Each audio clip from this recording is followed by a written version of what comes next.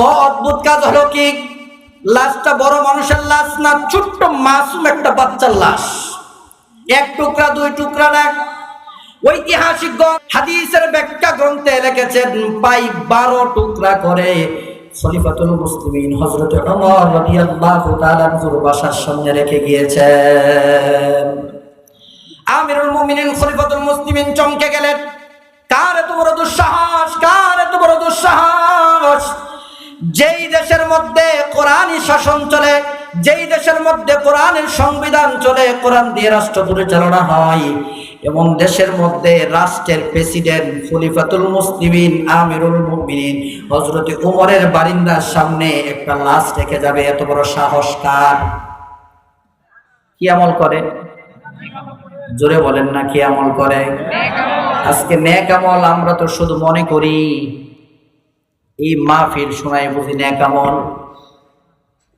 মসজিদে গিয়ে নামাজ পড়াটাই শুধু নেক আমল। বৎসরে একবার রোজা আসলো, রোজা রাখলাম, এটাই বুঝি নেক আমল।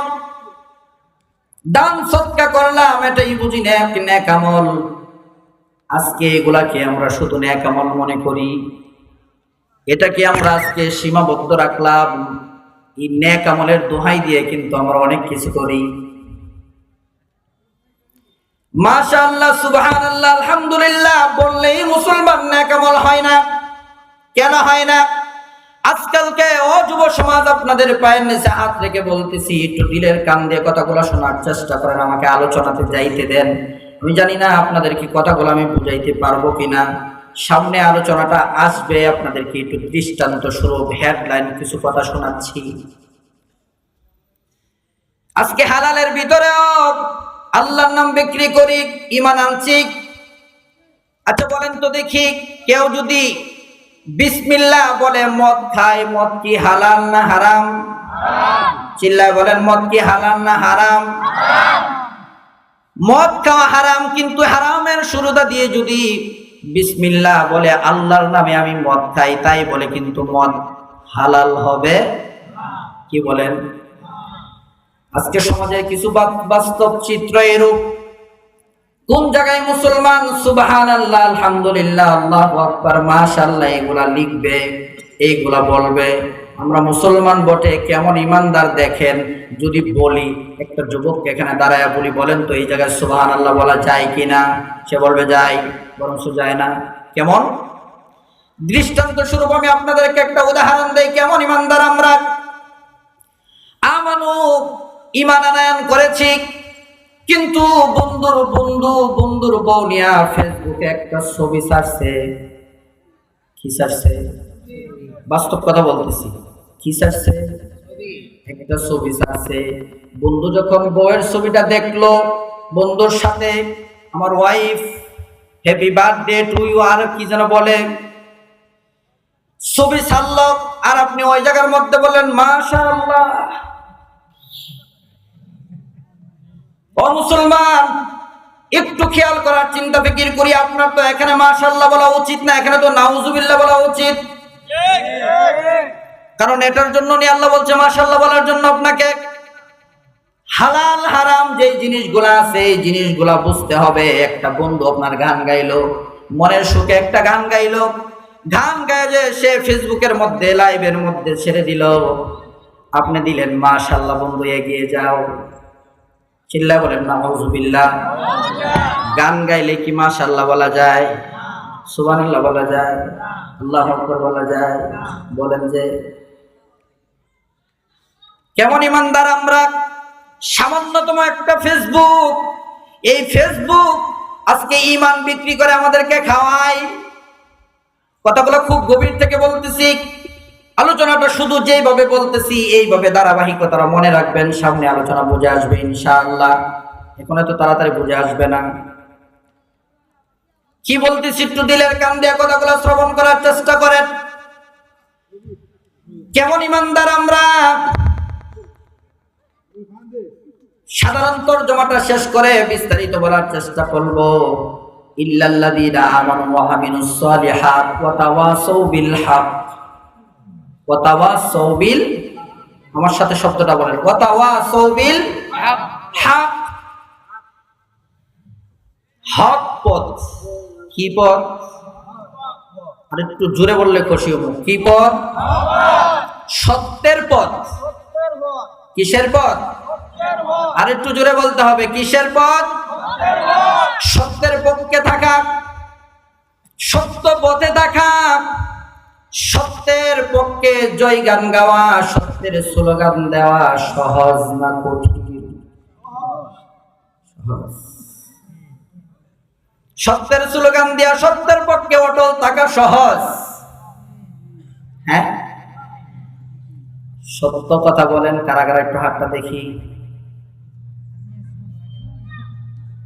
এমনি না, আমার সাথে তুলে। মুরব্বী বাবাদেরকে একটু কষ্ট দেই, চেয়ারে যারা বসে রয়েছেন তারাও হাত তুলে।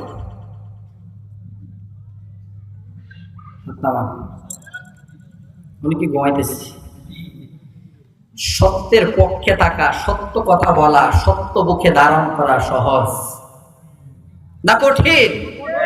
হ্যাঁ, চিল্লায় বলতে হবে, সহজ না কঠিন? আরে সত্য কথা বলা এত সহজ নয়। আজকে যদি প্রকৃতপক্ষে সত্য কথা বলতে যান, সত্য কথা বললেই জেলখানায় যাওয়া লাগবে, হামলা মামলায় শিকার হওয়া লাগবে, ফাঁসির কাছে ঝোলা লাগবে। এ মুসলমান, সত্য কথা বলা কিন্তু এত সহজ ব্যাপার না। সত্যের পক্ষে টিকে থাকা, সত্য মুখে ধারণ করা, কোরআন মুখে ধারণ করা, আমার তো মনে হয় আসমানের নিচে জমিনের উপরে সবচেয়ে সত্য কথা আল্লাহ কোরআনে লিপিবদ্ধ করেছেন। এই কোরআনের কথা কি বলা যায়?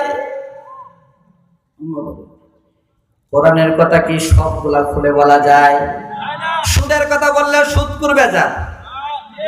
গতকালকে যদি আজকে প্রোগ্রাম করে মাহফিল করে সুদের ব্যাপারে বয়ান করি, কালকে মাদ্রাসার প্রতিষ্ঠাতা পরিচালককে ডাক দিয়ে বলবে, এই বেটা বাতিজা করতে ধরে লয়েছ, আর কোনো ওয়াজ নাই আসমানের উপরে আর জমিনের নিচে কি আর কোনো ওয়াজ নাই?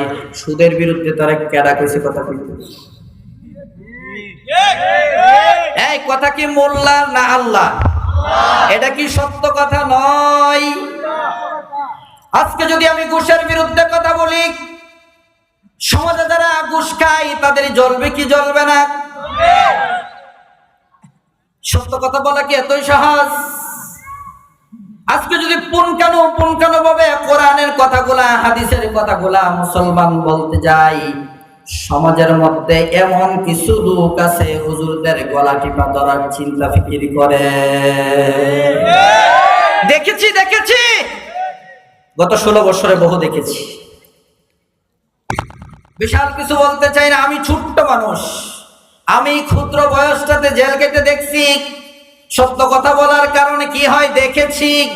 সত্য কথা বলা মুসলমান এত সহজ নয়, সত্যের পক্ষে থাকা এত সহজ নয়, সত্যের জয়গান গাওয়া, সত্যের স্লোগান দেওয়া মুসলমান এত সহজ নয়। আজ ফেসিবাদী চইলা গেছে, খুনি চইলা গেছে, কিন্তু এখনো সত্য যদি কেউ বলতে যাই, এখনো কিছু ফেসিবাদীদের অনুসারীরা আছে, গলা টিপতে চায়। আপনারা ঠিক বললেও ঠিক, না বললেও ঠিক। আমি কাল 2 দিন আগে চুয়াডাঙ্গা প্রোগ্রাম করতেছি। চুয়াডাঙ্গা প্রোগ্রামের ভিতরে আমার সাবেক কি সাতার মাথা একটা আয়া আমার আলোচনার ভিতরে 2 থেকে 3 বার বাধা দিচ্ছে। বিশ্বাস করেন, আমারে খারাপ ভাববেন না, পরে মনে চাইছিল কি জানেন, স্টেজ দলের এই স্ট্যান্ডটা নিয়ে আর মাথা বাড়ি মানে। তাহলে সত্য বলা সহজ, কি বুঝলেন? সত্য বলা সহজ না কঠিন? হ্যাঁ, চিল্লা বলতে হবে, সহজ না কঠিন? আরে বুঝে আসবে না। সত্য যারা বলেছে তাদের কাছে জিজ্ঞাসা করলে সত্যের জ্ঞান পাওয়া যায়। আজকে সত্যের পক্ষে থেকে যারা এই দুনিয়াতে শাহাদাত বরণ করেছে, তাদের রওজার পাশে, কবরের পাশে দাঁড়ায় যদি একটু অনুভূতিটা আনেন, চোখটা বন্ধ করেন, আর যদি জিজ্ঞাসা করেন অন্তরকে, আয় অন্তর, এই মানুষটা সত্য বলার কারণে আজকে জেল থেকে মৃত লাশ বাহির হয়েছে। সত্য বলার কারণে মানুষটাকে জিম্মি করে রাখা হয়েছে। আজকে সত্য বলার কারণে মানুষদেরকে দিনের পরে দিন, রাতের পরে রাত, মাসের পরে মাস, বৎসরের পরে বৎসর কারাগারে আবদ্ধ হইতে হয়েছে। ওয়াতাওয়াসাউ বিল হক, ওয়া তাওয়াসাউ বিস-সাবর, সবর তো করেছি, সবর করেছি কি করে নেই? করেছি। সত্যের পক্ষে থাকবেন না মিথ্যার আশ্রয় নেবেন? কারা কারা সত্যের পক্ষে? আমি কিন্তু সামনে আলোচনাতে ঢুকবো, সবাই থাকবেন ইনশাআল্লাহ? লিল্লাহি তাকবীর। আমি সত্যিকার অর্থে কি, আমি কিন্তু আলোচনা শুরু করি নাই, আপনাদের মোডটা তৈরি করার জন্য আওয়াজটা বাড়াইতে পারতেছি না। সত্যের পক্ষে থাকবেন কারা কারা? লিল্লাহি তাকবীর, মাশাআল্লাহ, আরো জোরে লিল্লাহি তাকবীর, মাশাআল্লাহ। এবার হাত নামান, এবার আলোচনা শুরু। সম্মানিত দিনী ভাই, একটু খেয়াল করে শোনার চেষ্টা করবেন। সত্য যদি সমাজের মধ্যে প্রতিষ্ঠিত হয়ে যায়,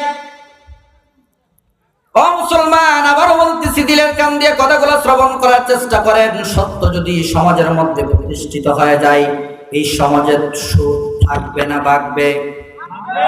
চিল্লায় বলতে হবে, সুদ থাকবে না বাড়বে? ঘুষ থাকবে না ভাগবে?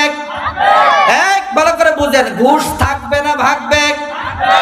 ফাঁকি নেতা যেটা মিথ্যা কথা বইলা, হেনেরটা হেনে নেই, হেনেরটা হেনে নেই, হেনেরটা হেনে নেই, সমাজের মধ্যে বিশৃঙ্খলা লাগাই, এইগুলা থাকবে না ভাগবে?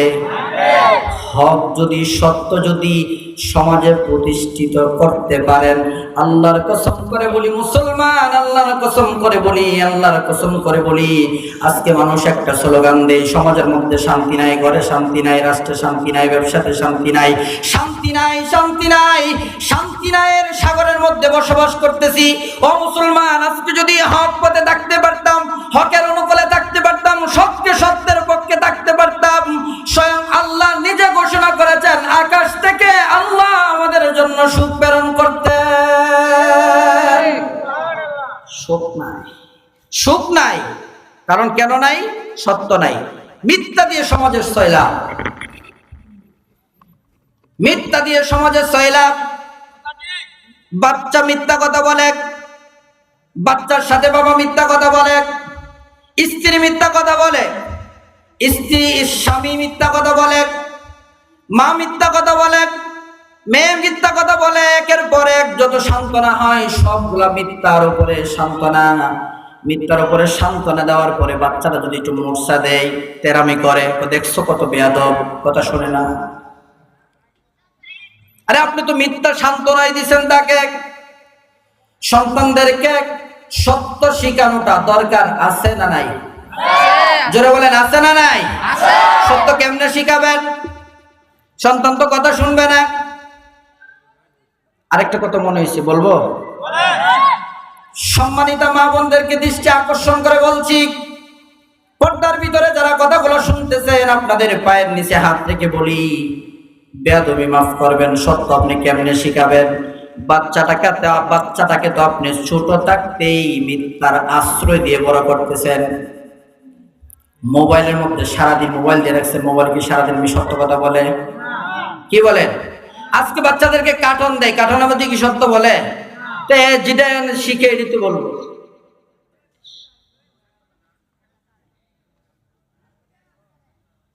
আসলে কোন দিক বলবো? মাথার মধ্যে অনেকটা দিক আসছে, কোন দিকটা বলবো? যেই দিকে যাই সেই দিকেই ঘা। মলম কোন দিকে লাগাইতে যাবেন আপনি? যেখানে লাগাবেন সেখানেই ধরবে। মা বোনদেরকে দোষ দিয়ে লাভ কি? আপনি অত কম না, আমি অত কম না।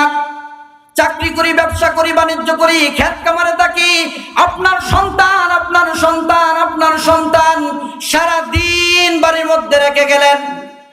ছোট্ট ছেলেটা দুষ্ট ছেলের সাথে মিশ্রিত হলো, দুষ্ট ছেলের সাথে হাট বাজারে গেল, খেলাধুলাতে গেল। দুষ্ট ছেলেটা দুষ্ট ছেলের সাথে, আপনার ছেলেটা দুষ্ট ছেলেদের আসর নিছে। নেওয়ার পরে কি দুষ্টমি শিখবে না? কি কর, শিখবে না? অবশ্যই শিখবে, অবশ্যই শিখবে।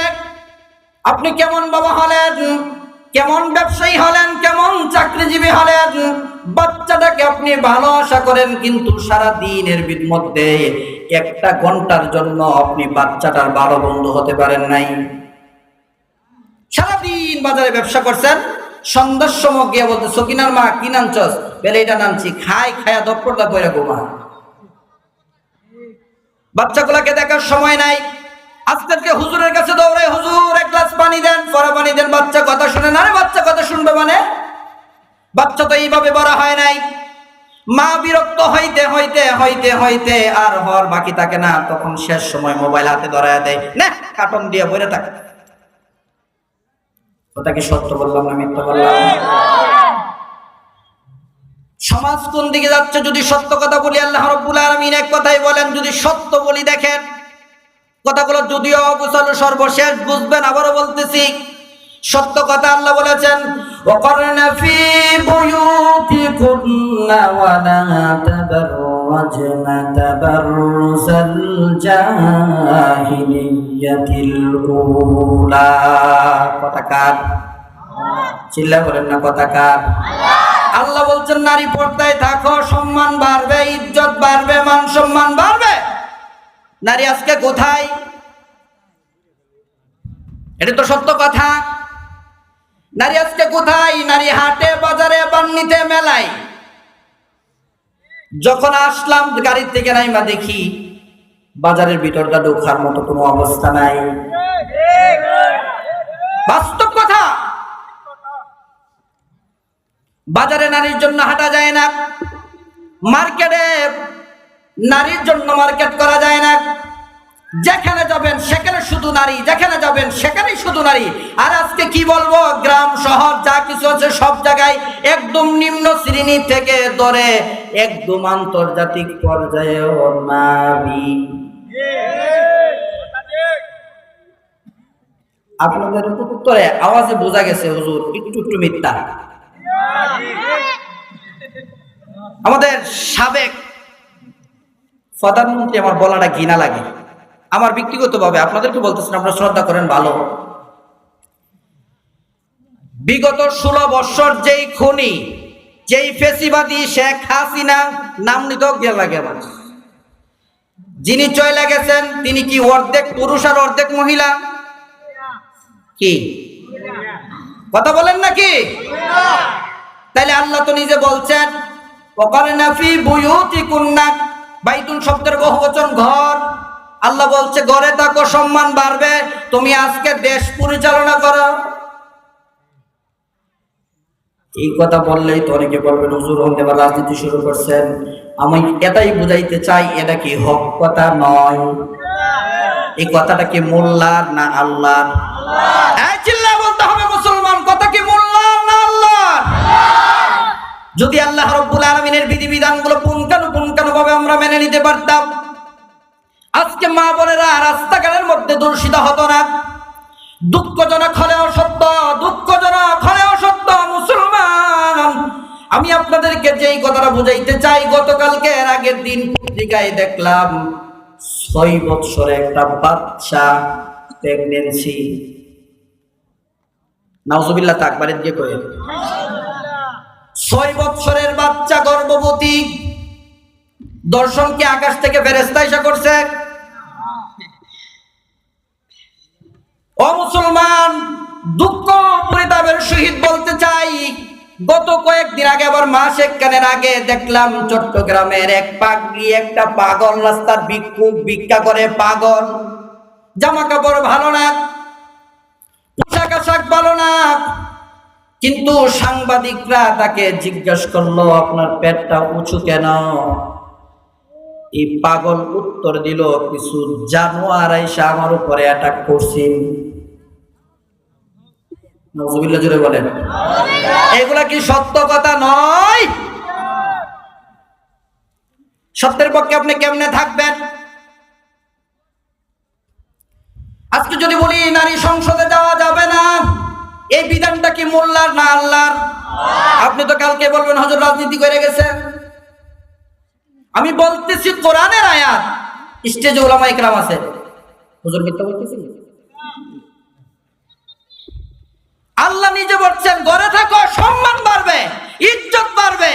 তুমি আজকে মাথার কাপড় ফেলে বুকটা ফুলায়া টিভির মধ্যে এসে লেকচার দাও, গরম গরম কথা কও, এইগুলা কি কোরআনের অবমাননা নয়? আল্লাহর বিরোধী কথা নয়? আল্লাহ নিজে বলছেন তুমি পর্দায় থাকো, তোমার সম্মান আমি আল্লাহ বাড়াইয়া দেব। এখন কথা বললে আবার কোন দিকে যেন নিয়ে যান জানি না। আবারও একটা কথা বলতে চাই, আমাদের দেশের রাজনীতি দলের মধ্যে শক্তিশালী রাজনীতি দল দুইটা, একটা ফলাইছে আর একটা দেশ আছে। সত্য না মিথ্যা? হ্যাঁ, চিল্লা বলতে হবে, সত্য না মিথ্যা? একটা ফলাইছে আর একটা দেশও আছে। বলেন তো দেখি, দুইটা প্রাইম মিনিস্টার যারা আছেন তারা দুইজন কি হিজড়া? কি কথা বলেন না? তারা কি মহিলা? তো মহিলা কি সংসদে যাওয়া যাবে?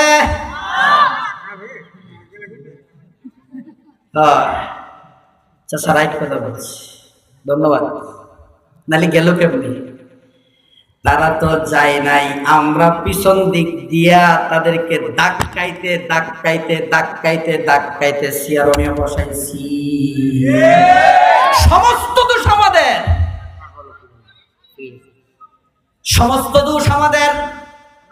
আজকে ইসলামের স্লোগান দেয়, ইসলাম বিজয় হলে ভালো হয়, ভালো হয়, ভালো হয়। এখানে যতক্ষণ পর্যন্ত ইসলামের কথা বলবা, কোরআন হাদিসের কথা বলবে, বলেন না হুজুর বয়ানটা খুব ভালো করছেন, কোরআন হাদিসের কথা বলছেন, সত্য কথা বলছেন, সূরা আসর থেকে কথা বলছেন, দলিল স্বরূপ বলবেন সূরা আসর থেকে তো কথা বলছি।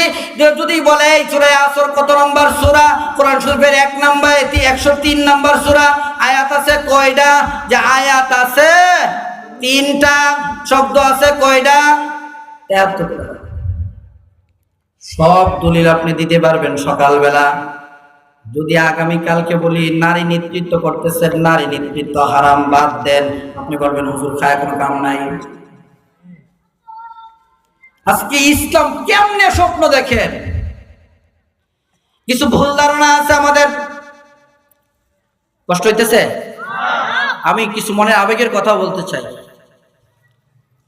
কিছু মানুষের মধ্যে আমাদের একঘমি আছে, একঘমি। কি বলেন আপনাদের দেশে এটা? একঘমি আছে, ঘাটতেরা মানুষ আছে, কিছু ঘাটতেরা। আমার মতো মাথায় টুপি আছে, আমার মতো পাগড়ি আছে, আমার মতো পাঞ্জাবি আছে, আমার মতো তুতনির ভিতরে দাঁড়িয়ে আছে। কিছু মানুষের ভুল ধারণা, কেমন ভুল ধারণা? সামান্যতম যদি মানুষের জ্ঞান থাকে তাহলে বুঝবেন। কিছু মানুষ আছে সমাজের মধ্যে, আমরা তাবলীগ করি, আসি না নাই? হ্যাঁ, জোরে বলতে হবে, আসি না নাই? কিছু মানুষ আছে শুধু জিহাদের কথা বলি, আসি না নাই? কিছু মানুষ আছে শুধু ইসলামী আন্দোলনের কথা বলি, আসি না নাই? আবার কিছু মানুষ পীর খানকা নিয়ে বসে আছি, আসি না নাই? চিল্লায় বলতে হবে, আছে না নাই? সবই আছে। আবার কিছু কিছু আমার মতো টুপিওয়ালা, পাগড়িওয়ালা, বড় বড় সাইকেল হাদিসরা মনে করতেছে আমি সারাদিন হাদিস পড়াই, সারাদিন হাদিস পড়াইতেছি। হাজার হাজার লক্ষ লক্ষ ছাত্র আমার, তারা যখন একদিন দিনের কাজ করবে, এইভাবে ইসলাম সমাজে প্রতিষ্ঠিত হয়ে যাবে। আমি বলবো বন্ধু, যে বলতেছেন দিনের কাজ করলে মসজিদের ভিতরে সুবহানাল্লাহ সুবহানাল্লাহ তাসবিহ জপলে ইসলাম কায়েম হবে, একতরফা দাবি নিয়ে আপনি বসা আছেন। আমি বলবো বন্ধু, আপনার দাবির সাথে আমি একমত হতে পারলাম না। কেউ কেউ আবার বলতেছেন পীর মুরিদি খানকা নিয়ে বসে আসলাম, এখানে বসে তালিম দিব, মানুষ বাড়বে, এইভাবে একদিন ইসলাম কায়েম হয়ে যাবে। আমি বলবো বন্ধু, আপনার সাথে আমি একমত না। আবার কেউ কেউ বলতেছে জিহাদ জিহাদ জিহাদ জিহাদ করে ফাড়ায়া ফালাইতেছে। অন্য কোনো কাজ, যত কাজ আছে তার কাছে সব বাতিল মনে হয়। আমি বলবো বন্ধু, এটা আপনার একঘমি, এটার সাথে আমি একমত না। আবার কোন মানুষ আছে মাদ্রাসার মধ্যে হাদিসের দরজ দেয়, লক্ষ লক্ষ ছাত্র তার, লক্ষ লক্ষ ছাত্র নিয়ে গর্ব করে, আমি তো মাদ্রাসার সাইকুল হাদিস, আমি তো মাদ্রাসার অমুক, মাদ্রাসার তমুক, আমার ছাত্ররা সারা দেশে ইসলামের দাওয়াত দিবে, ইসলাম কায়েম হয়ে যাবে। আমি বলবো বন্ধু, এই 5 দলের সাথে কারোর সাথে আমি এককভাবে একমত হইতে পারলাম না। বলবেন হুজুর এটা আবার কি বললেন? বললেন হ্যাঁ, আজকে সমাজের মধ্যে প্রতিহিংসার সয়লাব। যারা তাবলীগ করে এরা ইসলামী আন্দোলনের কথা শুনতে পারে না। এক বুঝেন কি হলো, ওইদিকে কি হলো, এইদিকে তাকান না, ওইদিকে তাকা। আমি আসলে গুরুত্বপূর্ণ কথা বলতেছি।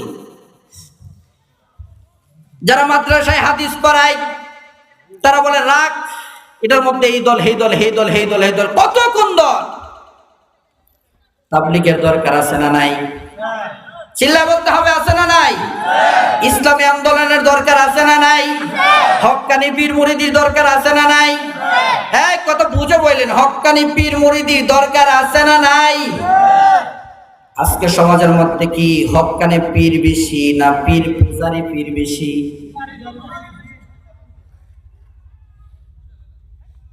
মাদ্রাসা যেমন দরকার, কোরআন হাদিসের ইলমের চর্চা যেমন দরকার, দ্বীনি তাবলীগ যেমন দরকার, খানকা যেমন দরকার, ইসলামী আন্দোলনগুলোও দরকার। সব কিছু দরকার। যদি পাঁচটা আঙ্গুলের সাথে এক করতে পারি, মিট করতে পারি, তাহলে ইসলামের বিজয় সম্ভব। আর না হয়তো শুধু স্লোগান দিতে পারবো।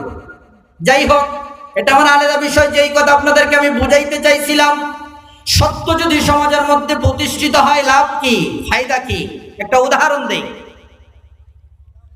সত্য সত্যই, মিথ্যা, আমার সাথে সবাই বলেন, সত্য সত্য, মিথ্যা মিথ্যা। সত্যের পক্ষে যারা লড়েন, সত্যের জয়গান যারা গায়, তাদের ভিতরে যদি কোনো এক সময় শয়তানের প্ররোচনায় পড়ে যদি মিথ্যার আশ্রয় চলে আসে, গুনাহের আশ্রয় চলে আসে, সে সত্যের নিচে, তলোয়ারের নিচে মাথাটা ধরে দিতে দ্বিধাবোধ করবে না। হাদিস থেকে একটা উদ্ধৃতি দিয়ে শুনুন। বুখারীর বর্ণনায় হযরত ওমর রাদিয়াল্লাহু তাআলা আনহু, ওমরের নাম কি শুনছেন? কারা কারা শুনছেন? এতটা মাঝখানে যারা যারা হাত উঠাইছেন, আরে ডাকতে বলেন, কয়ো তুমি কি ওমরের নাম শুনছ? ডাক দেন।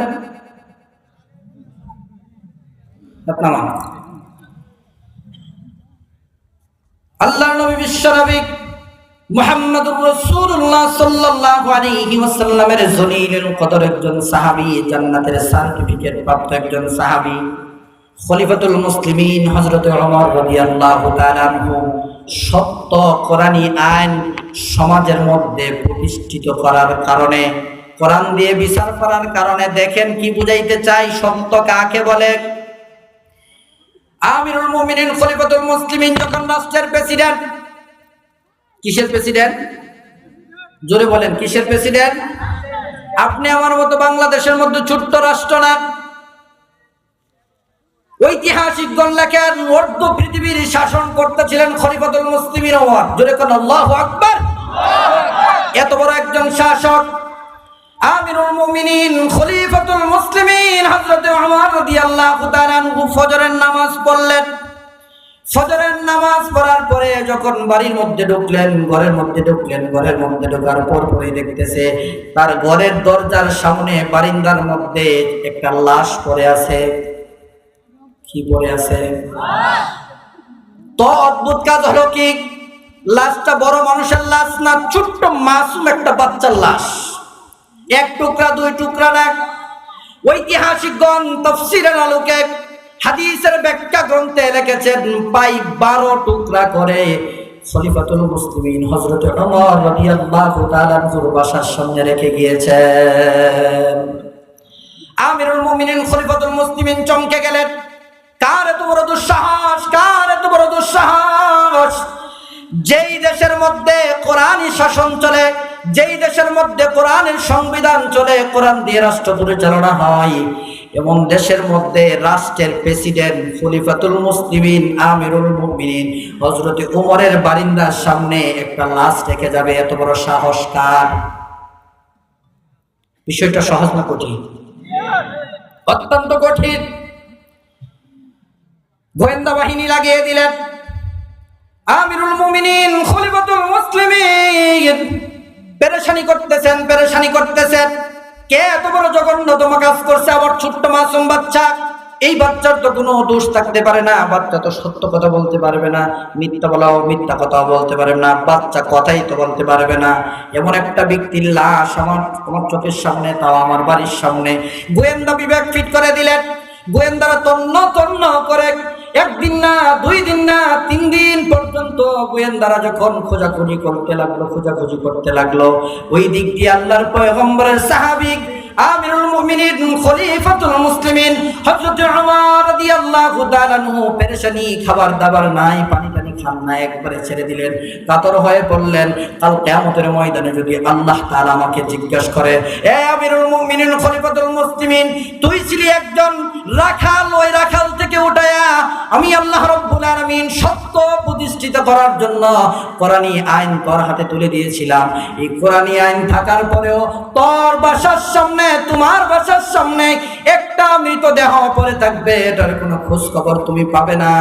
কাল কিয়ামতের ময়দানে যদি আমাকে আল্লাহ রাব্বুল আলামিন জিম্মি বানায় দেয়, কি জবাব দিব? এই পেরেশানিতে হযরত ওমর রাদিয়াল্লাহু তাআলা একটানা 3 দিন পর্যন্ত খাবারটা পর্যন্ত বন্ধ রেখেছিলেন। কথা বোঝার চেষ্টা করেন। 3 দিন পরে একটা খবর আসলো, সকালবেলা ফজরের নামাজ পড়ে যখন খলিফাতুল মুসলিমিন আমিরুল মুমিনিন হযরত ওমর রাদিয়াল্লাহু তাআলা আনহু যখন সামনের দিকে আসলেন, লাশের সামনে আইসা দাঁড়ালেন। লাশের সামনে আইসা দাঁড়ানোর পরে দেখতেছেন চুলগুলা এলোমেলো, পর্দার শহীদ বোকরা পরে। এদিকে লক্ষ্য করেন, পর্দার শহীদ বোকরা পরে একটা মহিলা লাশের উপরে চাপায়া পড়ছেন। কিসের উপরে? চিল্লায় বলতে হবে, কিসের উপরে? লাশের উপরে চাপায়া পড়লেন। ডাকতে বলতেছেন, আমিরুল মুমিনিন খলিফাতুল মুসলিমিন, আমাকে আপনি আল্লাহর রাস্তে ক্ষমা করে দিবেন। এই লাশের যে খুনি আছে, এই খুনি আর কেউ নাই, এই খুনি হলাম আমি। মহিলা, এই খুনি আমি। মহিলাকে ডাক দিয়ে বলতেছেন, ওমর ডাক দিয়ে বলতেছেন, এই মহিলা, তুমি কি বলতেছো টের পাও? বলে, হ্যাঁ আমি অবশ্যই টের পাই। এই বাচ্চাকে আমি টুকরা টুকরা করে দিয়েছি। কেন টুকরা টুকরা করে দিয়েছ মহিলা, তুমি কি বলতে পারো নাকি? মহিলা সাথে সাথে আয়াতটা শুনিয়ে দিলেন, ওয়াইবাদুর রাহমানিল্লাযীনা ইয়ামশুনা আলাল আরদি হাওনা ওয়া ইযা খাতাবাহুমুল জাহিলুনা ক্বালু সালামা। এই দুনিয়াতে আমি আমিত্বর অহংকার দেখে চলে যাইতে পারবো, কিন্তু আমি একজন মুসলমান, আমি একজন মুসলমান, আমি ঈমান আনয়ন করেছি। যদি সত্যের পক্ষে সাফাই না গাই, সত্যের সাক্ষীটা যদি আমি আপনার কাছে না দেই, কাল কিয়ামতের ময়দানে ধরা পড়ে যাব। সত্য কথা বলে আমি আপনার, সত্য কথা বলার জন্য আমি আপনার সামনে আসলাম। এই হত্যার বদলে যে বিচার আছে, এই বিচার আপনি আমাকে করে দেন। চিল্লা এখন সুবহানাল্লাহ। কে বলতেছেন? মহিলা বলতেছেন, খুনি বলতেছেন। আজকালকে খুনিদের অবস্থা কি বলেন বলেন? আজকালকে খুনিদের অবস্থা কি? কোরআনী শাসন, কোরআনী আইন থাকার কারণে আগের খুনিরা খুন করার পরেও স্ব-ইচ্ছাই সাহাবায়ে কেরামদের হাতে এসে ধরা দিছে, আমারে গ্রেফতার করেন, শাস্তি দেন। আর আজকালকে তো পুলিশ, র্যাব, আর্মি, গোয়েন্দা যত কর্মকর্তা আছে সবাইরে লাগায়া টর্চলাইট দেওয়া, আসামি খুঁজে পাওয়া যায় না। এটা হচ্ছে কোরআনের ব্যবধান। এটা কোরআনের ব্যবধান। যেই কথা বুঝাইতে চাই, আমি কিন্তু আলোচনাতে সূরার ভিতরে ঢুকি নাই, যেই কথাটা উদ্ধৃতি দিতেছি শুধুমাত্র খলিফাতুল মুসলিমিন হযরত ওমর রাদিয়াল্লাহু তাআলা আনহু জল্লাদকে ডাক দিলেন, এই জল্লাদ, যেই মহিলাটা আমার সামনে আসলো, সাক্ষীর কোনো প্রয়োজন নাই, সাক্ষীর কোনো প্রয়োজন নাই, মহিলা নিজেই সাক্ষী, তিনি খুন করেছেন। যাও, ফাঁসির বদলে ফাঁসি, হত্যার বদলে হত্যা, তাকে ফাঁসির কাস্টে ঝুলাইয়া দাও। যাও, তাকে ফাঁসির কাস্টে ঝুলাইয়া দাও। জল্লাদ যখন মহিলার কাছে হাত করা বড়ালো, এমনিতে সময় 3 জন যুবক দৌড়ে আসলেন। 3 জন যুবক আইসা ডাকতে বলতেছেন, ও আল্লাহর পয়গম্বরের সাহাবী আমিরুল মুমিনিন খলিফাতুল মুসলিমিন হযরত ওমর, এই মহিলার কোনো দোষ নাই, এই মহিলার কোনো দোষ নাই, এই মহিলাকে ছেড়ে দেন, এই মহিলার কোনো দোষ নাই। আসল আসামি আমরা 3 জন। আসামি আবার হলো কয়জন? আমার আলোচনা কি আপনাদেরকে বুঝাইতে পারতেছি? আসামি হলো 4 জন। মহিলাকে ডাক দিয়ে বলতেছেন, এই মহিলা, কি বলে তারা? বলে, হ্যাঁ, এই বাচ্চাকে কেন তুমি হত্যা করলা? আমিরুল মুমিনিন খলিফাতুল মুসলিমিন হযরত ওমর রাদিয়াল্লাহু তাআলা আনহু মসজিদে নববীর মধ্যে বসলেন। মসজিদে নববীর মধ্যে বসে মিম্বারের মধ্যে ঘোষণা করতেছেন, তাদের বিচার হবে কোরআনী আইন অনুযায়ী। কি আইন অনুযায়ী? চিল্লা বলেন না, কি আইন অনুযায়ী?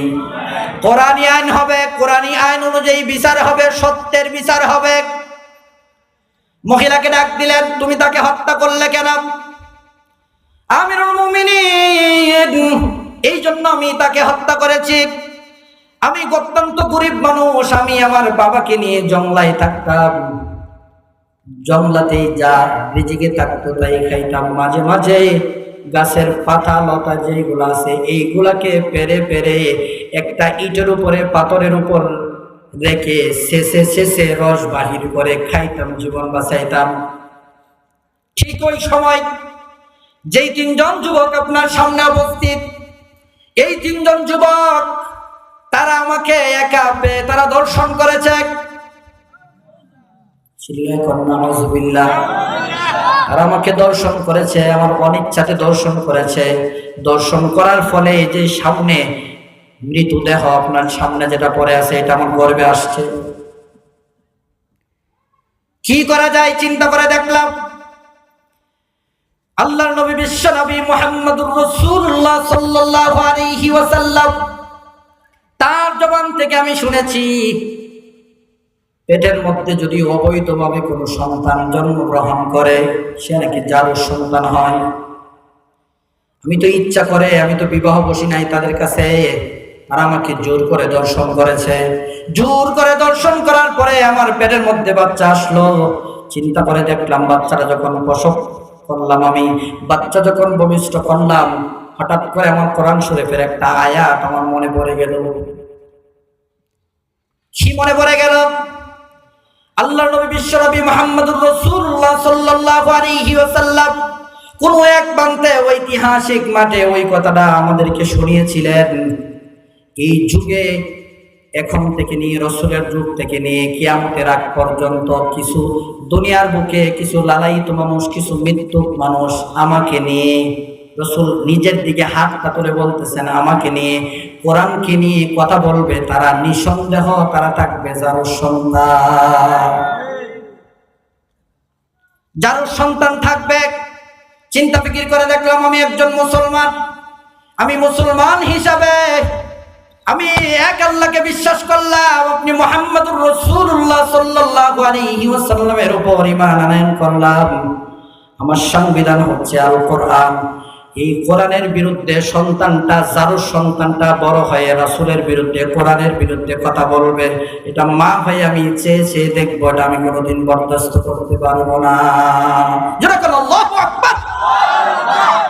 এই জন্য আমি তাকে হত্যা করে দিলাম। মহিলার মাইন্ডসেট আপ কি ভালো না খারাপ? মাশাআল্লাহ, আলোচনা বুঝতেছি। খুব খেয়াল করে কথাগুলো বোঝার চেষ্টা করবেন। মহিলা অত্যন্ত চিন্তা ফিকির, ভালো চিন্তা ফিকির করে যখন বাচ্চাটাকে হত্যা করে দিলেন, যে আমার ঘরে জন্মগ্রহণ করে, আমার পেটে জন্মগ্রহণ করে কোরআন হাদিসের বিরুদ্ধে, রাসূলের বিরুদ্ধে কথা বলবে, তো মা হয় আমি দেখব না, সহ্য করতে পারবো না। বাচ্চা এখন ছোট আছে, আমার অধীনে আছে, আমি তাকে কতল করে দিলাম। সুবহানাল্লাহ, চিল্লায় বলেন না সুবহানাল্লাহ। কোরআন বিরোধী কথা কর মতো লোক আসমানের নিচে জমিনের উপরে তো নাই। আছে? আমরা দেশ নাই, ইউরোপ আমেরিকাতে আছে, আমরা দেশ আছে। কি কর বুঝা কয়েন? হ্যাঁ, এটার নাম সত্য কথা। কোরআন হাদিস পড়তে ভাল লাগে, নামাজে পড়তে ভাল লাগে, রোজার সময় পড়তে ভাল লাগে, কোরআন তেলাওয়াত করতে ভাল লাগে। বাপেরে শিখাবেন, বা বৃদ্ধ হয়ে গেছে গা, তসবিহ জপে, কয় পুরো শয়তান। আমি করতেছি, আসলে শব্দটা ব্যবহার করা আমার জন্য উচিত হয়নি। বুঝলেন? বাবারে এমনও সন্তান আছে এইভাবে ডাক দেয়, আমি নিজ কানে শুনছি। বুড়া হয়ে গেছ, নিজে তো কলম শিলা ওই সারাদিন হালের বলদ দিয়া রাস্তাঘাটের মধ্যে হাওরের মধ্যে ফালায় রাখছো, দিন তো শিখাইছই না, নিজেও শিখছো না, এবার বুড়া হয়ে গেছো, গাট্টিরা লয়ে তাবলিগে যাও। দিন শেখার জন্য পাঠায়। এখন বালা কথা, আপনাকে আহলান সাহলান ধন্যবাদ পাঠাই, ঠিক আছে, আলহামদুলিল্লাহ। দিন শিখার দরকার আছে না নাই? জোরে বলেন, দিন শিখার দরকার আছে না নাই?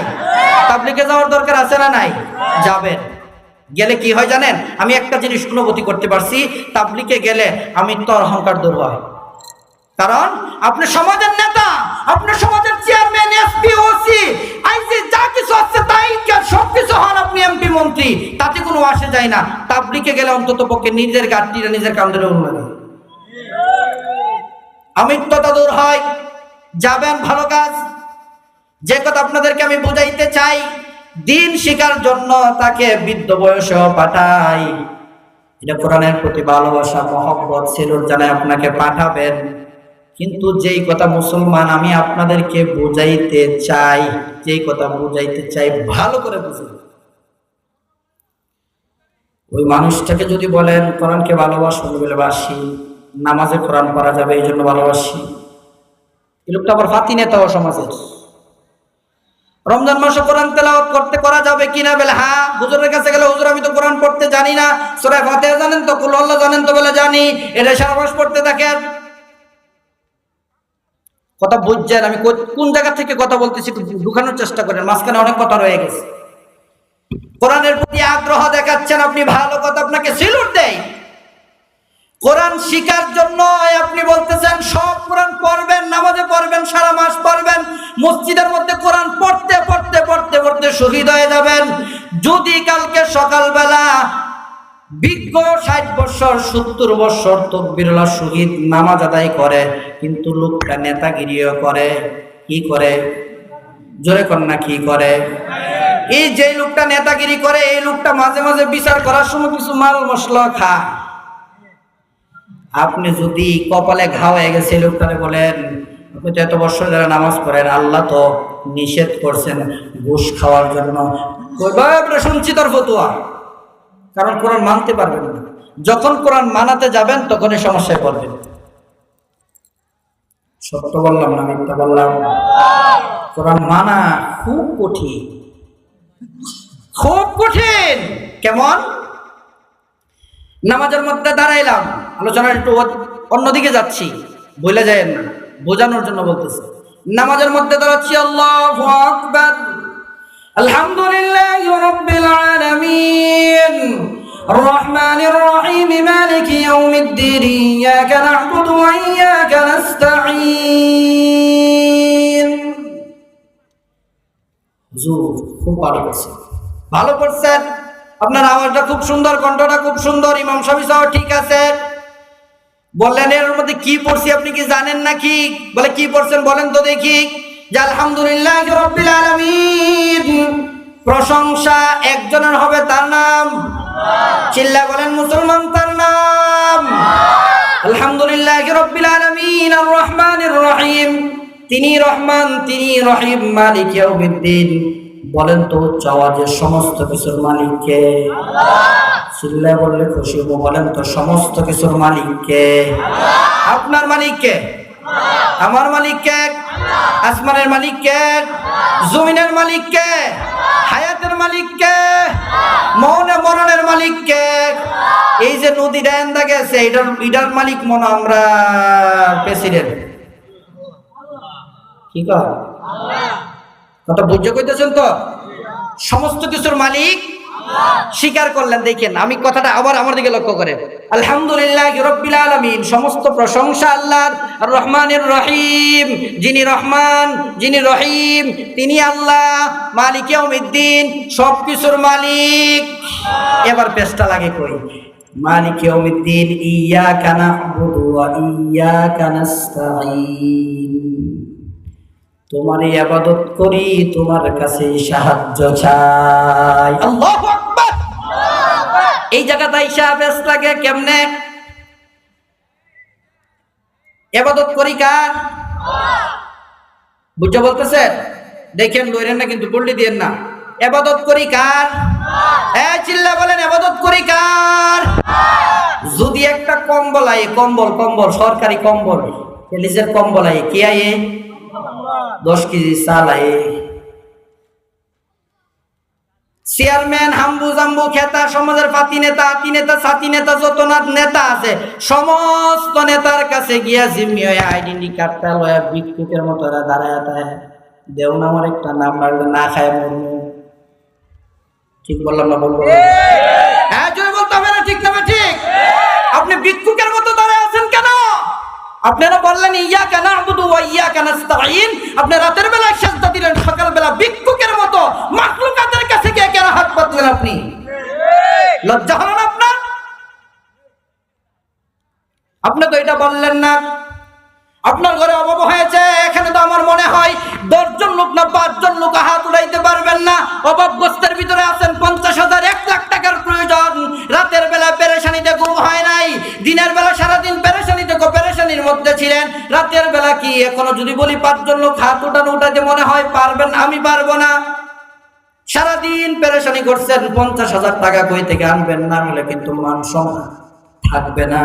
রাতের বেলা কি এমন মানুষ কি খুঁজে পাওয়া যাবে?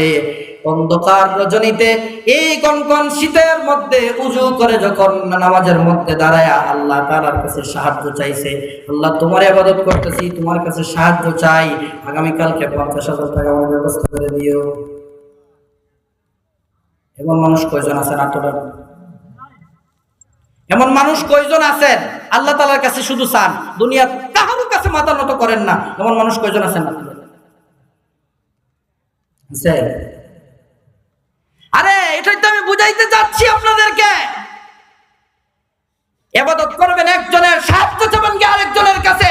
শুধু তাই না, এই যে কিছুক্ষণ আগে একটা কথা বললাম, আজকে হক পীরের নামে বন্ড পীর সমাজের মধ্যে কম না বেশি?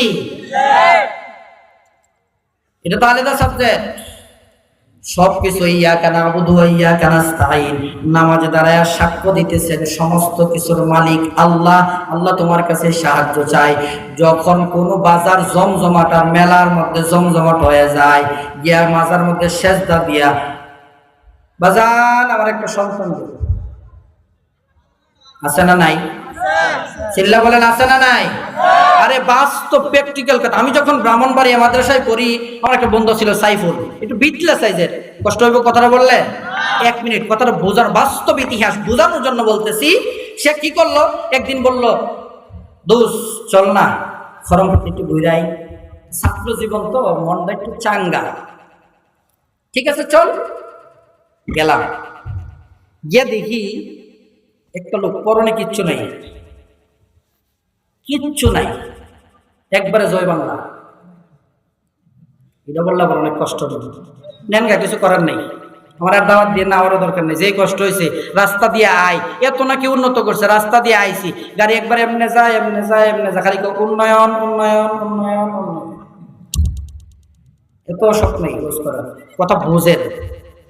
তো দেখলাম সুন্দরী রূপসী একটা মেয়ে, অল্প বয়সের, বিয়ে হয়েছে যতটুকু বুঝতে পারলাম, সর্বশেষ খুব স্বাস্থ্যবান।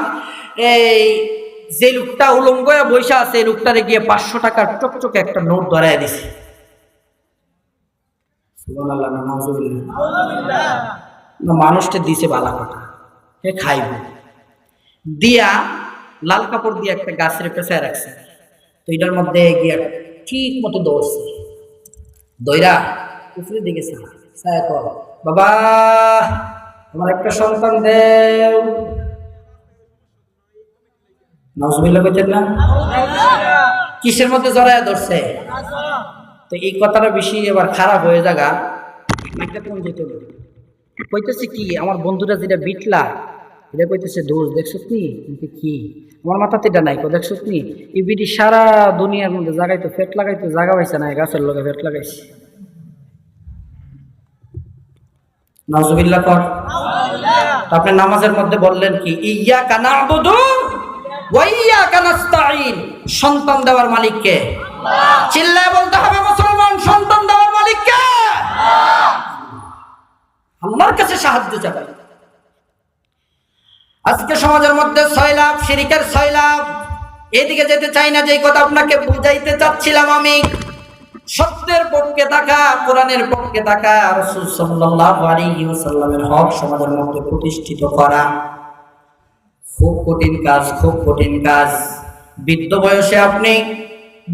বয়সে আপনি বাবাটাকে পাঠান কোরআন শিখানোর জন্য, আপনাকে সেলুট। ভালো কাজ, বুদ্ধিমানের কাজ, জ্ঞানী কাজ। কিন্তু বিষয় হচ্ছে কি, যে কোরআনকে আপনি এত ভালোবাসেন, এত মহব্বত করেন, এই কোরআনের বিরুদ্ধে যদি কেউ কথা বলে আপনি কি সহ্য করতে পারেননি?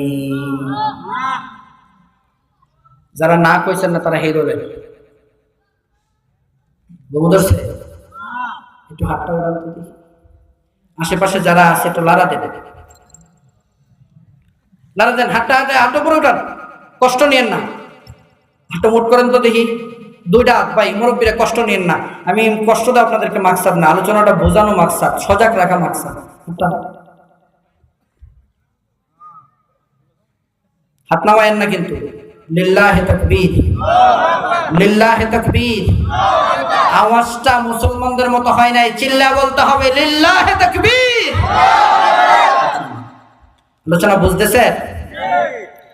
মহিলা চিন্তা করে দেখলাম আমিরুল মুমিনিন খলিফাতুল মুসলিমিন, এই জন্য আমি আমার বাচ্চাটাকে খতম করে দিয়েছি, আমি আমার বাচ্চাটাকে নষ্ট করে দিয়েছি, কতল করে দিয়েছি, আমাকে আপনি আসামির কাঠ করাইয়া দেন, মৃত্যুদণ্ডের পরিবর্তে মৃত্যুদণ্ড দিতে হবে, এটাই তো কোরআনের আইন। কি বলেন, ঠিক কিনা? জোরে বলেন ঠিক কিনা? ও মুসলমান, স্পষ্ট আপনাদেরকে যে এই কথাটা বুঝাইতে চাই না মুসলমান, একটু দিলের কান দিয়ে শ্রবণ করার চেষ্টা করেন। হত্যার পরিবর্তে হত্যা, হত্যার পরিবর্তে জেল না, এটা হচ্ছে দুনিয়ার নিয়ম। কি নিয়ম? এই মুসলমান, অন্যায় ভাবে যদি কোনো মানুষটাকে আপনি হত্যা করে দেন, কোরআন হাদিসের আলোকে ওই মানুষটাকে হত্যা করা বিধান কার? কেন বললাম ফ্যাসিবাদী সরকার? কেন বললাম খনি সরকার?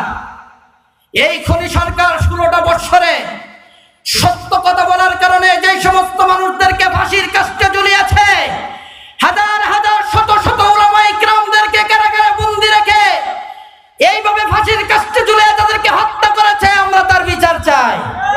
এই সমস্ত খুনি শেখ হাসিনাকে একবার না 1 লক্ষ বার যদি ফাঁসির কাস্টে ঝুলিয়ে দেওয়া হয়, তার ঋণ পরিশোধ হবে না, হবে না, হবে না।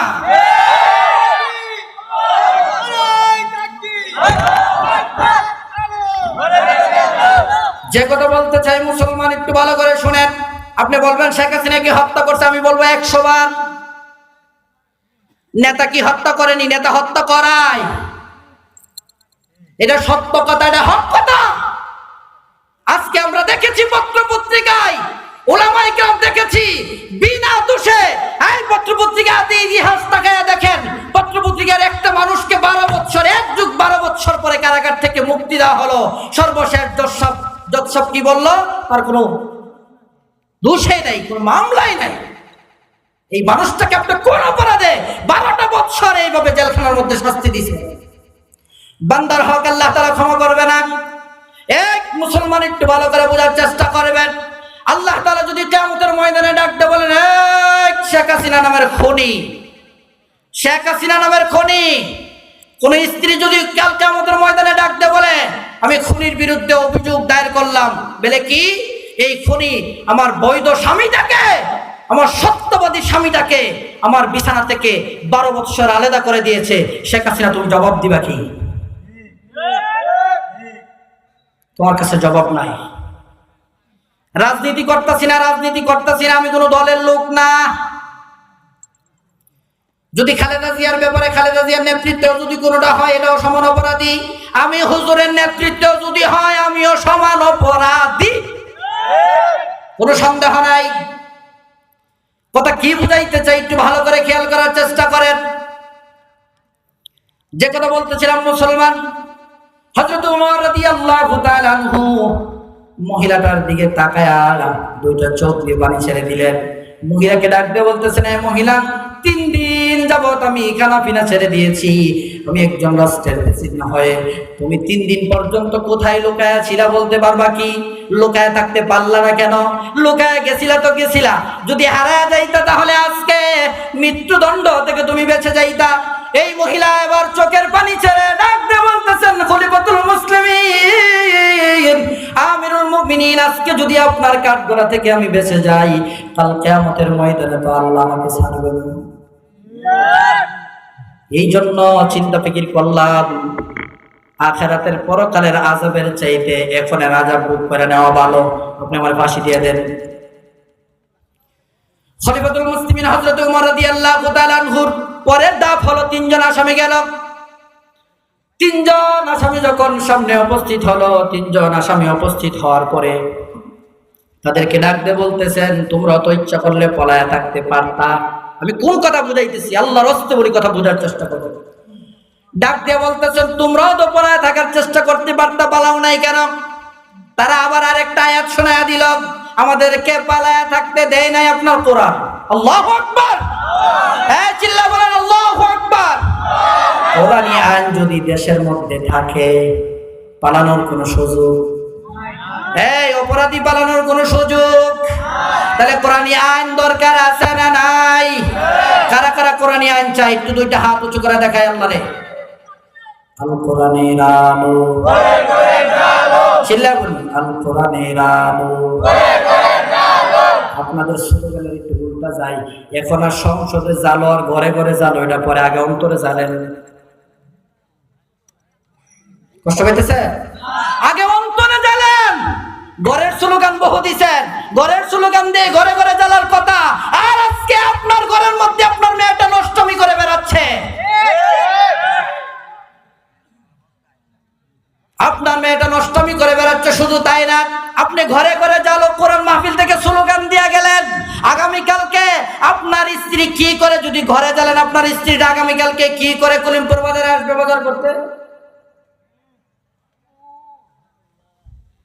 ও মুসলমান, যে কথা বুঝাইতে চাই আবার বুঝেন। পলায়া থাকতে পারলা না কেন? আমিরুল মুমিনিন খলিফাতুল মুসলিমিন, এই জন্য আমি পলায়া থাকতে পারলাম না, আপনার কোরআন আমাকে পলায়া থাকতে দেয় নাই। চিন্তা ফিকির করে দেখছি রে আমিরুল মুমিনিন, আমাকে আমার শাস্তিটা দুনিয়ার বুকে দিয়ে দেন, কাল কিয়ামতের ময়দানে হাজার হাজার কোটি কোটি মানুষের সামনে এই শাস্তি আমি মাথা পেতে নিতে পারবো না। আল্লাহু আকবার। আমিরুল মুমিনিন খলিফাতুল মুসলিমিন তাদের তাকওয়ার দিকে তাকাইলেন, সবার তাকওয়া ঠিক আছে, কাউকে ফাঁসি দেওয়া যাবে না। এই কোরআনী ফায়সালা, মুসলমান কোরআনী ফায়সালা কত সুন্দর দেখেন। আমিরুল মুমিনিন খলিফাতুল মুসলিমিন তাদের মাঝে সুন্দর একটা ফায়সালা করে দিলেন। ফায়সালাটা কি? এই মহিলাটার নিয়তটাও ছিল ভালো, তোমাদের নিয়তটাও ছিল ভালো, যেহেতু শয়তানের নফসে পড়ে, শয়তানের ধোঁকায় পড়ে তোমরা এই কাজটা করেছো, আল্লাহ তাআলার কাছে তোমরা ক্ষমা চাও, মহান আল্লাহ তোমাদেরকে ক্ষমা করবেন বলে আমি আশাবাদী। আল্লাহু আকবার। এই ঐতিহাসিক গণের বক্তব্য হাদিসের ইবারত গ্রন্থে পাওয়া যায়। ওই মানুষটা সর্বশেষ, ওই সাহাবীগুলা রাসূল সাল্লাল্লাহু আলাইহি ওয়াসাল্লামের এই সাহাবীগুলা সর্বশেষ জান্নাতি হয়ে কবরের মধ্যে পা বাড়িয়েছে। এটা কোরআনী শাসন, এটা কোরআনী শাসন। কোরআনী আইন যদি মেনে নেই, হত্যা করার পরেও, সমস্ত জাই ঝামেলার পরেও, শয়তানের নফসে পড়ে যা কিছু করছেন সব কিছুর পরেও আল্লাহ ইচ্ছা করলে আপনি আমাকে জান্নাত দিতে পারে কি পারে না? চিল্লা বলতে হবে, পারে কি পারে না? সেই আল্লাহর ক্ষমতা আছে না নাই? চিল্লা বলেন, ক্ষমতা আছে না নাই? আগে আসেনি, এখন নাই। কি এখন আছে? আল্লাহ কি বয়স হয়েছে না? বর দিয়া লাড়ি বর দিয়া আগুন লাগে নাকি? রব চিনলাম না, রব চিনলাম না। মুসলমান রব যদি আজকে আমরা চিনতাম, তাহলে এক আল্লাহর গোলামি করতাম, ইয়াকা নাবুদু যাকে বলি তার কাছেই সাহায্য চাইতাম। কোন নেতার কাছে হাম্বু জাম্বু যে নেতাগুলো আছে তার কাছে গিয়ে আমরা কখনো হাত পাততাম না। তার কাছে হাত পাতি তো পাতি, সর্বশেষ নেতা এমন এমন কমিটমেন্ট দেয়, এই সমস্ত কমিটমেন্ট তো মানা যাওয়া তো দূরের কথা, এমন এমন কমিটমেন্ট দেয় শেষটা সম্পদের লোভে পড়ে, টাকা অর্থ লোভে পড়ে শেষটা নেতার পায়ে সেজদা করতে মুসলমান দ্বিধা করে না। দেখেছি নিজে, আমি দেখেছি। ফেসবুক খুলে দেখেন, ইউটিউব খুলে দেখেন, সত্য কথা বলতে পারি না, বলতে দেওয়া হয় না, এর মধ্যে কিছু দোষ আমার আছে। আমার আছে কেন বললাম? আমাদের আছে। সত্য কথা বললে হুজুরের চাকরি থাকে না।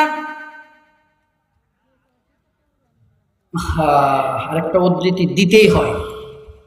থাকবেন না ভাগবেন? কারা কারা ভাগবেন? এতটা কষ্ট হইতেছে? মাশাআল্লাহ, এক দুজন হাত উঠাইছে। ঘুমোতলে চলে যান, সমস্যা নেই। এদিকে তাকান। বাদশাহ হারুন রশিদের নাম শুনছেন? কারা কারা শুনছেন? হাত উঠান। মাশাআল্লাহ, হাত নামান। বাদশাহ হারুন রশিদ ঐতিহাসিকগণের বক্তব্য, আবার হাদিস বানায়েন না, কোরআন বানায়েন না। ঐতিহাসিকগণের বক্তব্য শুধুমাত্র বাদশাহ হারুন রশিদ, যার নামটা এখনো স্বর্ণ করে সোনার করে মানুষ শ্রদ্ধা করে স্মরণ করে। বাদশাহ হারুন রশিদ যৌবন বয়সে রাষ্ট্রের বাগদাদের প্রেসিডেন্ট ছিলেন। বাদশাহ হারুন রশিদ বাগদাদের সমস্ত কার্যক্রম সমস্ত কিছু পরিচালনা করার পরেও বাদশাহ হারুন রশিদ রাত্রে 100 রাকাত নফল নামাজ আদায় করতেন। আল্লাহু আকবার।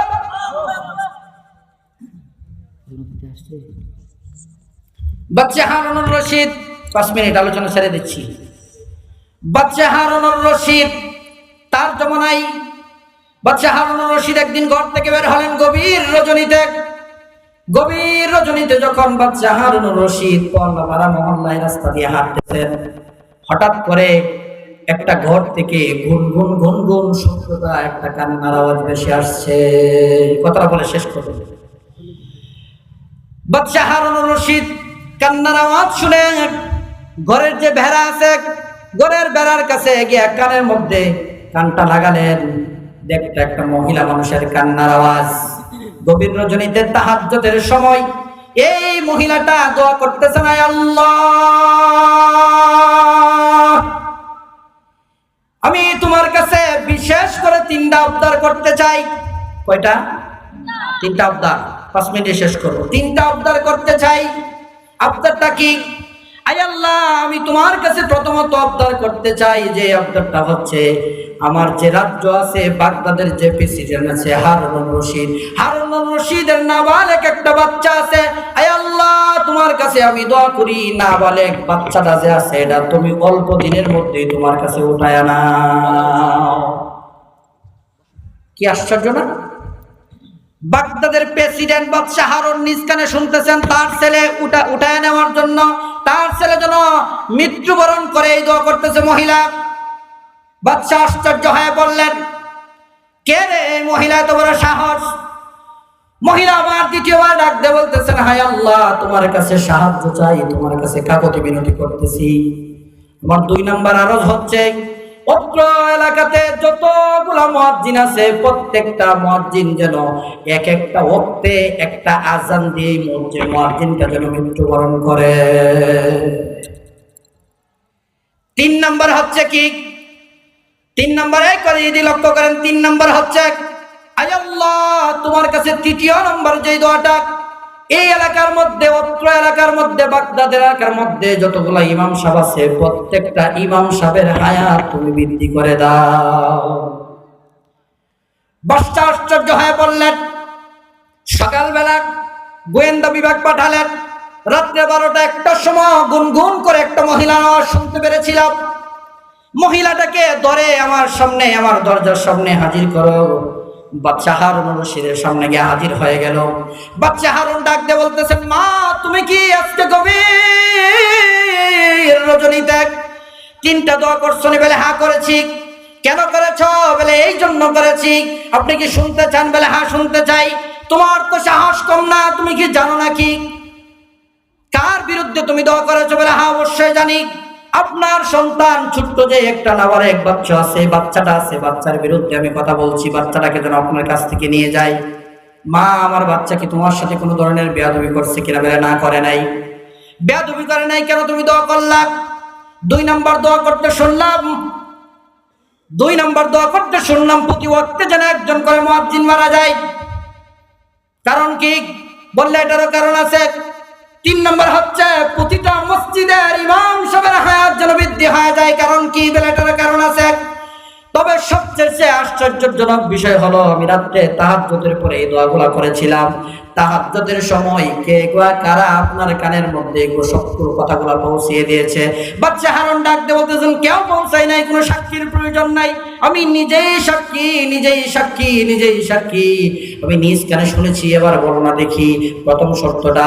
এবার ওই মহিলা ডাক দিয়ে বলতেছেন, বাচ্চা ভালো করে আপনি কান পেতে শুনে রাখেন, আমার জানা মতে ঐতিহাসিক গণের বক্তব্য অনুযায়ী যা শুনতে পারলাম, আপনি একজন নেকপরায়ণ বাদশা। আমি এই জন্য দোয়া করেছি আপনার সন্তানটা যেন মারা যায়। আমি হাদিসের মুখে শুনেছি, উলামায়ে কেরামদের মুখে শুনেছি, কোন মানুষের বাচ্চা যদি ছোট অবস্থায় মারা যায়, নাবালেগ অবস্থায় মারা যায়, ওই নাবালেগ বাচ্চাটা কাল কিয়ামতের ময়দানে সুপারিশ করে করে মানুষগুলাদেরকে জান্নাতে নিয়ে যাবে, বাপগুলাদেরকে জান্নাতে নিয়ে যাবে, মা গুলাদেরকে জান্নাতে নিয়ে যাবে। আমি চাচ্ছি আপনার মতো একটা ভালো মানুষ আপনি যেন নির্দোষে নির্দ্বিধায় জান্নাতে যেতে পারেন। এই জন্য আপনার বাচ্চাটা দুনিয়া থেকে উঠে যাক, আমি আল্লাহর কাছে সাহায্য চেয়েছি। 2 নম্বর কথা হচ্ছে, কেন বললেন একজন মুয়াজ্জিন মারা যাবে? হাদিস শরীফের ভিতরে আছে, আল মুআজ্জিনুনা তালুন নাসি আলাকিহিম, মুয়াজ্জিনগণ কিয়ামতের ময়দানে উঁচু উঁচু মাথা নিয়ে উঠবেন, জান্নাতের অধিকারী হবেন। জোরে কোন আল্লাহু আকবার। 3 নাম্বার কথা হচ্ছে, ইমাম সাহেবদের জন্য আমি হায়াত বৃদ্ধির কথা বলেছি, মুয়াজ্জিনের কথা একটু রয়ে গেছে। চিন্তা করলেন কেন মুয়াজ্জিনের জন্য এই দোয়া করলা? যে আমার চিন্তা হলো প্রতি ওয়াক্তে যদি একজন করে মসজিদের মুয়াজ্জিন বাড়ে, একজন করে মরতে থাকে, এক এক করে দেখা গেছে সমাজের অধিকাংশ মানুষ মুয়াজ্জিন হয়ে জান্নাতে চলে যাবে। 3 নাম্বার বিষয় হচ্ছে, কেন বললাম যে ইমাম সাহেবের হায়াত বৃদ্ধি হোক? আমি লক্ষ্য করে দেখলাম 100-র মধ্যে 98% ইমাম সাহেবেরা মুখের মধ্যে তালা দিয়ে রাখে, হক কথা বলতে চাই না। এই জন্য চিন্তা করে দেখলাম তারা যদি মরতে শুরু করে তাহলে তারা জাহান্নামে যাবে। এই জন্য দোয়া করলাম তাদের জন্য, তারা যেন তওবা করে কবরের পথে যাত্রী হইতে পারে। জোরে করে সুবহানাল্লাহ। যে কথাগুলা এতক্ষণ পর্যন্ত আপনাদের সাথে উপস্থাপন করেছি, ভুল বেদে মাফ করবেন। আসলে এমনিতেও ক্লান্ত, আপনারা তো একদিন, আমরা তো প্রতিদিন, মনে চায় না কথা বলার। যদি কোনো ভুল কথা বলে থাকি আল্লাহর রাস্তায় ক্ষমা চাই, আল্লাহ যেন ক্ষমা করেন। যদি কোনো বিষয় শিক্ষণীয় আমলের কোনো বিষয় থেকে থাকে, যে কথাগুলো বললাম এর ভিত্তিতে আল্লাহ তাআলা আপনাকে আমাকে সবাইকে আমল করে জান্নাতি হওয়ার তৌফিক দান করুন। সকলে আল্লাহুম্মা আমিন। নাসরুম মিনাল্লাহ ওয়া ফাতহুন করিব। আসসালামু আলাইকুম ওয়া রাহমাতুল্লাহি ওয়া বারাকাতুহু।